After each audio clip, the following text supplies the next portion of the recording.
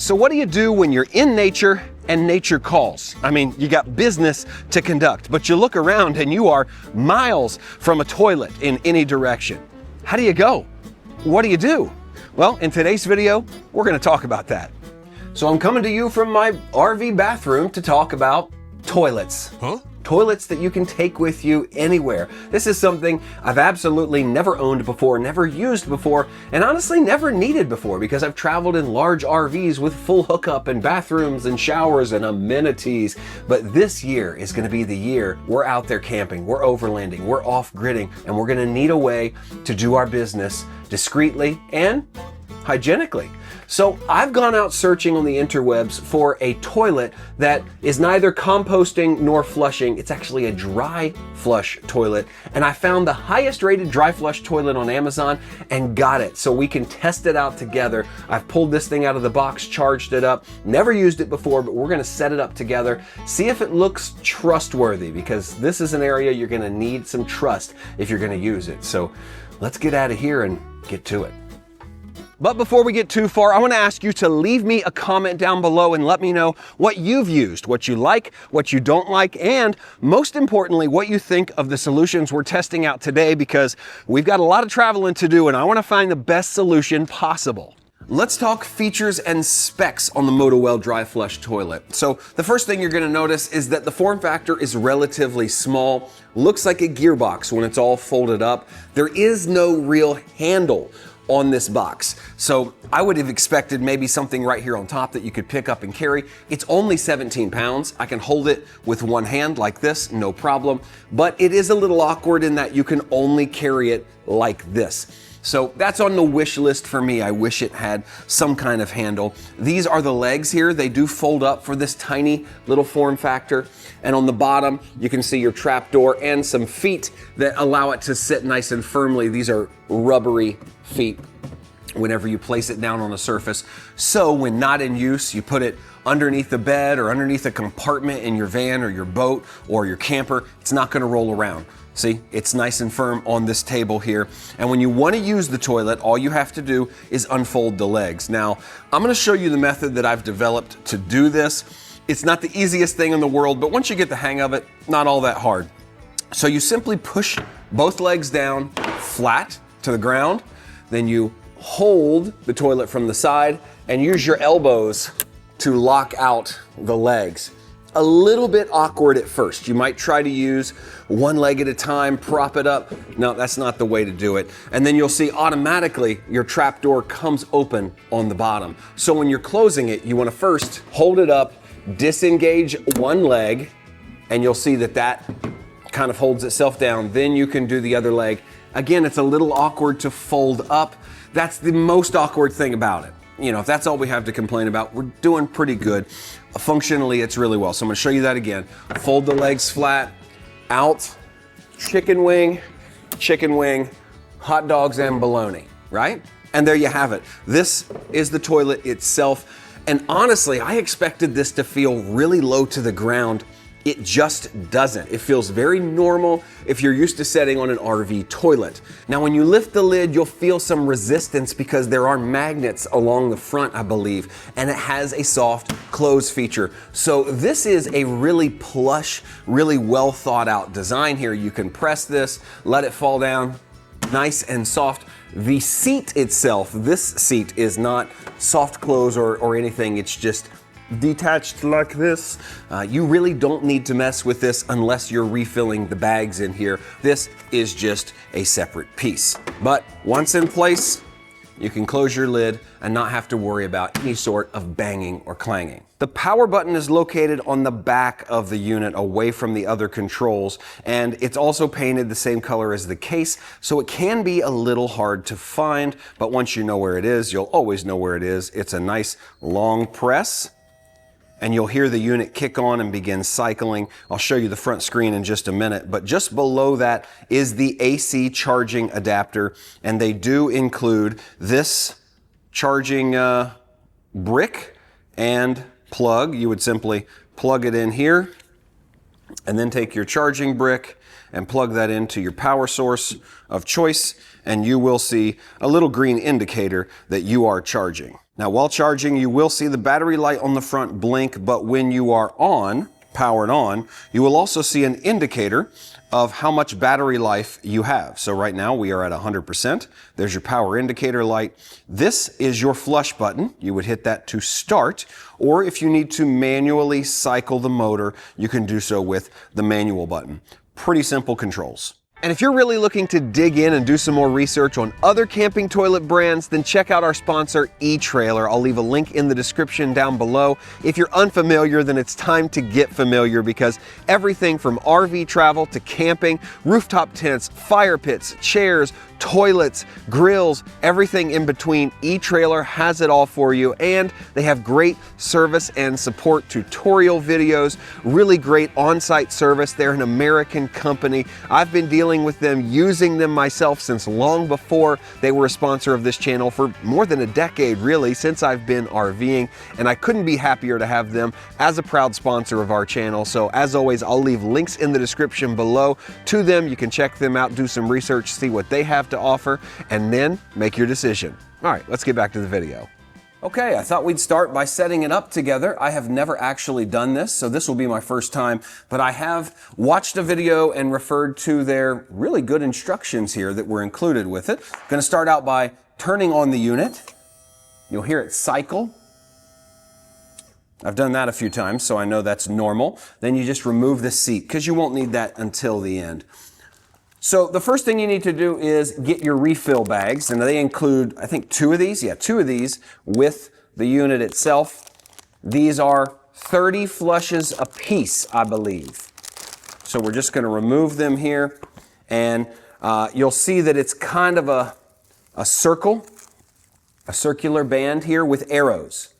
So what we're going to do is we're going to put this circular band in the toilet with the arrows up, but first we have to remove this outer ring here just by unclipping it from the inside. There we go. And removing this ring. This will go on top of the bags once we're done. So now all we do is feed, it looks like feed the bags in around here, nice and neat. And then we remove one at a time these stickers that are basically holding everything in place. Make sure our arrows are pointing up. They are. Arrows up. Okay. Now they're all done, and we want to go and get the outer ring of the bag, it says. The outer ring, and kind of pull that up. Okay, now that we've located the outside edge, we just have to put our guide ring back in here very carefully, not to pinch the bags. And we just want it to seat in these spots and clip in. So there's one clip. Has to be inside the bags here. 2 clips. 3. And 4. Make sure they go behind the clip like that. Now we have the guide in place. We can pull our outside edge up, kind of bring it together. And it looks like feed this down like this and grab our handy tool. Now there are a set of wheels in here that this is going to help you kind of cinch the bag inside, I guess. So we're just going to find the wheels. There we go. Stick it in between and push through the wheels. Yeah. Once we're through, we can just remove this, I guess. Yeah. Seems like it's in there. Now, all we have to do is cycle it, and it will seal this off and be ready for use. Let's just go ahead and put our seat back on first, and I will hit start. Hold it for 2 seconds. There it goes. This is our first flush, if you will, and it'll basically send a bag out the bottom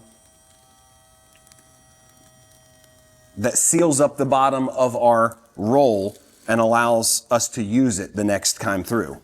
Okay, gotta say that was pretty easy. This bag has an open end because this is what we started, but you'll see the top is heat sealed the way that all future bags are going to be sealed. So now that we are installed correctly, we are set up, we know how to use this toilet, let's do a real life demo.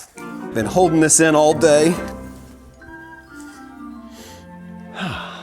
Okay, so we're not doing a real life demo, but we are gonna flush some things down the toilet to see how well it works, because it doesn't do me any good if it leaks or puts me in a disgusting situation. So we're gonna test that out. But before we do, I thought I would just sit on the throne and give you a quick feedback on how it feels. There's a couple things I wanna point out. A, I'm 6 foot tall and my legs are perfectly level here. This is very similar to the experience of sitting on an RV toilet, but it's a very comfortable experience. This seat is plenty big. I mean, width-wise, even depth, I would have expected this to be much more uncomfortable and small, so I'm surprised and a little bit excited about the fact that this gives me more of a residential feel, but really, really similar to all the RV toilets I have used over the years. Now, they claim that this holds 350 pounds, and I don't weigh quite that much, but look at how stable it is. I can put my feet up, I can wiggle back and forth, front to back. I mean, it really is stable. I'm kind of shocked because these legs don't look like much, yet they're pretty stable underneath you. So good sitting experience. Seems like it's going to hold your weight no problem, 350 pound capacity. And the seat has plenty of room to help you go in style. Okay, so before we make any deposits into this bank here, we first need to add a coagulant. Now, this is a really good idea, and they include this with all the refills of the bags, and they get you started with a couple packs of these with the toilet. Essentially, a coagulant is going to turn your liquids into more solids-ish things, and you want to put one of these in before you go every time. They won't stand forever, so you want to put it in just when you're ready to go, and it'll help turn your liquids into something that is much more appropriate for a bag and easier to handle. So we're just going to tear this open and put it in here. Make sure you don't eat this stuff. It's not food. That's all over the packaging. So we're going to get rid of that. Now, to simulate our bathroom experience, we have several teaching aids. First, we have water. Water, that's urine. Second, we have Swiss cake rolls. I'll let you decide what that is. And then third, we have applesauce, because it can't always be perfect, right? So we're gonna put these in here and just see how it goes and see what comes out the other side, quite literally, what the bag is like. So we're gonna add first our Swiss cake rolls. Now this is a pretty small experience here, but you get the idea. Swiss cake rolls in, done. Now we're gonna go applesauce. Oh yeah, it's like being back in kindergarten. Oh yeah, this is a mess. Okay, that's enough. And we got some water, of course, because not every number 2 is a number 1, but every number 1, you get the idea. Maybe a little bit more. So we've mixed all that up in there. We have our coagulant in there, and now we're gonna flush this through, see how it comes out the other side, and see what condition this bag is in. I hope it seals, or I'm gonna have a real mess on my hands. And this is just to prove we've got everything in there. Looks delicious. We're gonna come down here like before. We are going to hold this start button for 2 seconds. And the flushing process has begun. This bag is kind of winding everything in there. And now it's closing. And it will begin the process of heat sealing with the countdown clock. And while this counts down, all of your waste is just sitting down here in this bag waiting to be sealed, because remember, the bottom side of this bag was sealed when we initially installed our bags to the toilet.